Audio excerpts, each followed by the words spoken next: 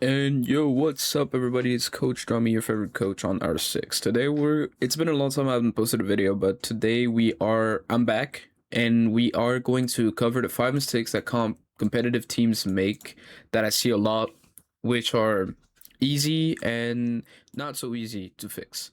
I've structured them 1 to 5, one being the most important at first, 5 being the least important at first, but once you switch up the tables, 1 is the least important and the 5 is the most important.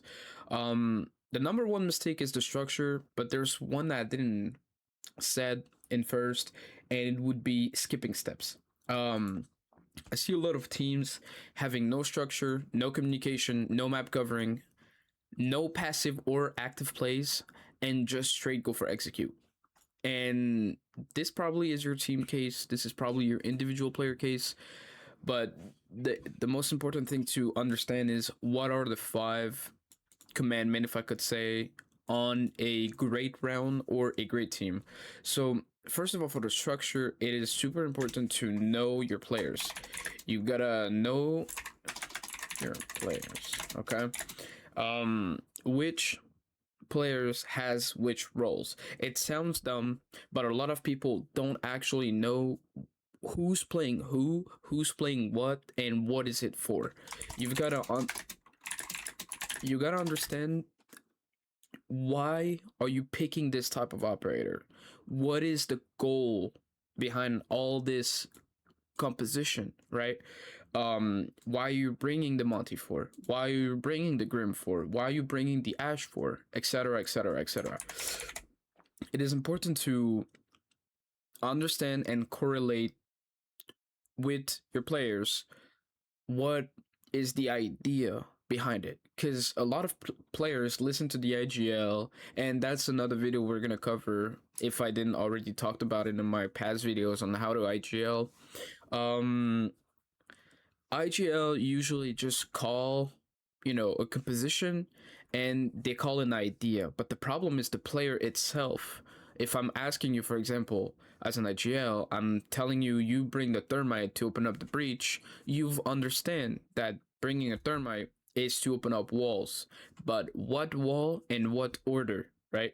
And this comes with the structure, because thermite is a hard breacher. He's a hard support character, but the hard support is not supposed to run in and already open up breach. There's steps behind it, and this is where the structures come from.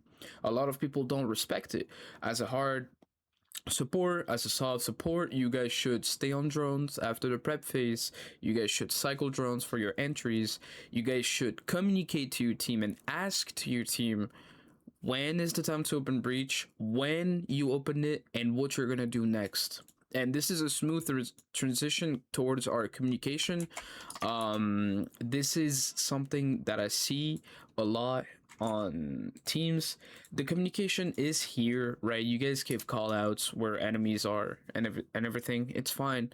But you guys don't have set up goal at first.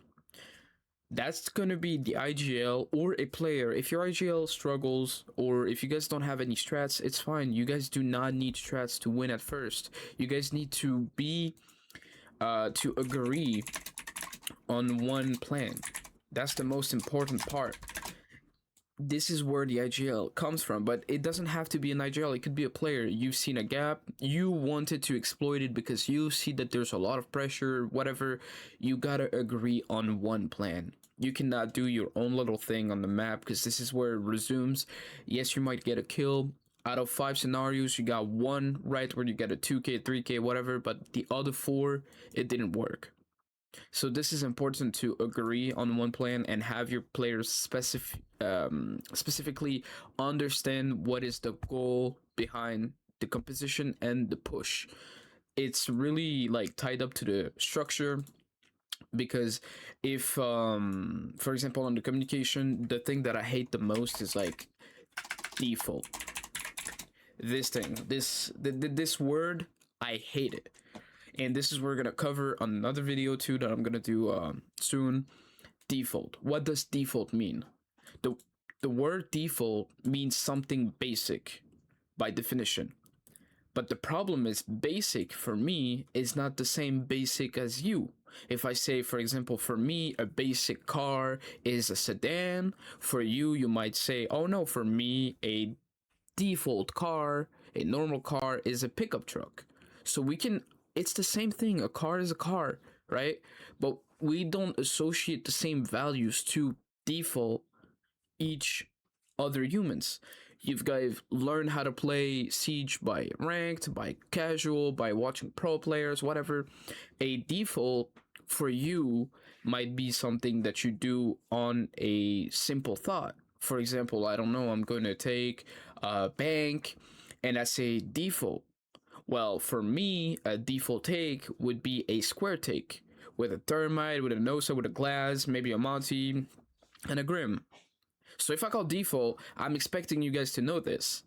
But for you, a default might be ATM stake with an Ibana for E3, E2, a Monty, I don't know, maybe a Rauros on the window, Capital, whatever. So we have understanding. We know how to play Siege. We know how to attack maps, but we can't agree on what a default is. So default is really something you should talk to your team and establish it. Okay, when I'm gonna call default on Chalet, it means we take solar side, right? Trophy side. You guys play this operator, whatever. Default is just a short communication of a plan. But at first, you should not have a plan because you are new to your team, you're new to all this. So maybe just start to talk to people instead of trying to make strategies on the spot. Talk to people, and you guys should learn how to communicate to each other what's up on your part of the map. If somebody's playing highway, let your teammate know. If somebody's challenging you on the windows, let your teammate knows, etc, etc, etc. We're gonna switch super fast on the map covering. When I say map covering, I'm talking about steps on how to take control of positions. It is super important because I'm gonna take an example that I see a lot of people fail. It would be Clubhouse, CCTV. Everybody know on theory how to take rafters. Okay, we know this, but it is the execution that comes right after that fails. Why? We're gonna cover it with the map covering and the passive active plays, but people are trying to skip steps. They're trying to go too fast. To take rafters, you gotta take control of bar, because if there's a roamer, you are gonna get flanked. And how do you do this without having a physical person or a physical player? You either bring a flank watch, which is a gridlock or a nomad, or you set up flank drones. And you have support operators like the thermite, who is allegedly supposed to get the breach. Watch this drone while you guys go for the map covering. Then, logically, instead of taking the rafters because there's going to be a zombie if a zombie's not banned, you guys need to understand that you need to take lounge because there's going to be most likely a castle in lounge. So let's say a zombie's banned, you can take rafters, you can always get flanked, or they can watch the vault on the window, or they can watch default from below. So we need to eliminate that threat by having a player pushing wolf, which is main entrance in Clubhouse, and somebody pinching into stock, breaking down the barricade, and have two players in this spot. Then you need to get a player inside or outside secret to, if the castle try to straighten up and escape the pinch, you can get them. So you can always crouch by the window and just watch the door. And a fourth player onto rafters, bottom rafters, like outside garage. You bring your cans and then you open up the cans and then you get a line on the head holes and the bottom of the staircase. So you get 4 people to 1. The ratio is insane. The thermite stays on cams, flip it so we can see if somebody's trying to double up with the castle and, trying to avoid the push. And this is the map covering I'm talking about. This is the steps that you guys should take. Once the guy is gone or dead, you guys take lounge, and now it's the time to take rafters because everything has been opened up for the rafter push. And this is for every single map. And then once again, I'm gonna go over this on another video. that I'm gonna do shortly. But the map covering is this: the steps that your team, your IGL or whatever needs not wants needs to be done, taken, or pushed out of the defending position in able to go for a execute. And this is where we transition to the passive and active plays. A passive and active plays would be something maybe like an aggressive or a not aggressive type of positions. There's some times where you're by yourself, you can have a kill, and you gotta think about, am I staying passive or am I gonna get active? Because if you get active, you take your one, you could win, but you could lose. And if you lose this spot that you were controlling, pinching the enemy and closing the trap on them, if you lose the spot, you just lost everything you just did. So let's take the example of rafters again. We get the lounge, whatever, and then you decide to, I don't know, chow the guy on red. You're the only one left. Your teammates are on breach, your teammates are taking rafters, and you decide for some reason, instead of trying to get some holes or trying to whatever, get the guy out rafters, or wait for somebody to flank or come down the red stairs, you decide because you're better that you're gonna chow the guy on red and you die. You might say, oh, it's fine.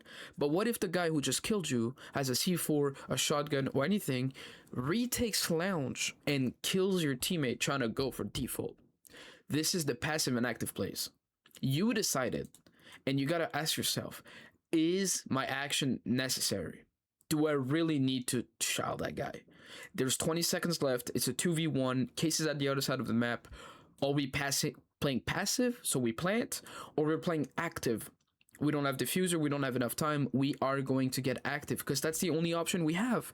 But if we got case and the guy's server, you can plant behind green, why would you try to go for a kill when you can go for bomb and play passive?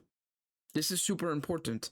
And once you mastered or talked about it or whatever with your team about those 4 points, that is super important, now's the time for the execute. Without all this, you can now go for this because you will miss one of the 4 points, which could be passive active. You try to challenge the guy. You guys set up for a plan. You got the structure. Who plants? Who plants where? Who takes his cover? Who retakes if he dies? This is all structured. Then we go for communication. Okay, we get the guy. We're gonna go for default. Not default, my bad. We're gonna go for plant. Okay, I'm gonna watch red. I'm gonna go on breach. I'm gonna go this. I'm gonna go there. Comms, communication, agree on one plan. Everybody knows what to do. Anybody would know where to be, and anybody know what to do if the plant dies. Okay, then you get the map covering. So you set up your plan. You're gonna take each room that you need to take in matter of go into the matter to go for plant. Okay. You agreed on the plan, you structured it. Now it's the time to passively going for it with the map covering. Then you decide, are we going for a plant or are we going for kills? We got time, it's a man advantage, whatever, we go for a passive play. And then once everything is checked out, the execute is 100% win rate. Because everybody knows where to be, everybody knows what to do. We took the map that we had to take, and now we're going for execute. And this, if you guys know how to master this, I'm gonna get some tutorials, some plans, and some exercises, if I could say like this, how to master this. And you guys will be ready. You guys will be set up to win more games, more rounds, and start advancing to the next level into you guys' team competitive. So that was everything for me. That like the top 5 mistakes that I see a lot. And all you gotta remember, if you gotta remember maybe 1, 2, 3, ooh, my bad for the stutter. 1 to 3 things, for example, would be never skip steps. Never skip steps. You cannot skip the steps. You have to go 1, 2, 3, 4, 5, right? Like a baby doesn't learn how to run before he learns how to walk. So this is super important. The second one would be to trust the process. You guys will fail again and again and again and again until you guys understand what went wrong, what went right, and what to do to counter, right? See, just like chess, there's 1,000 opening, there's 1,000 answers. There's a lot to do in this game. It's like a puzzle. And the third rule would be to stick up with the same people, right? It's like a sensitivity. Maybe some days you change your stance every week. Maybe you'll find some improvement, but not on the long term. Because every time you switch, it fucks up the data. So try to stick up. Try to stick up with the same players for like 2 to 3 months. And if you didn't, if it doesn't work out, now's the time to say, okay, we're dropping you or we're moving on. So that was it. That was Coach.Drummy for a quick 15-minute video. I hope you guys enjoy it, and then let me know if you got any questions.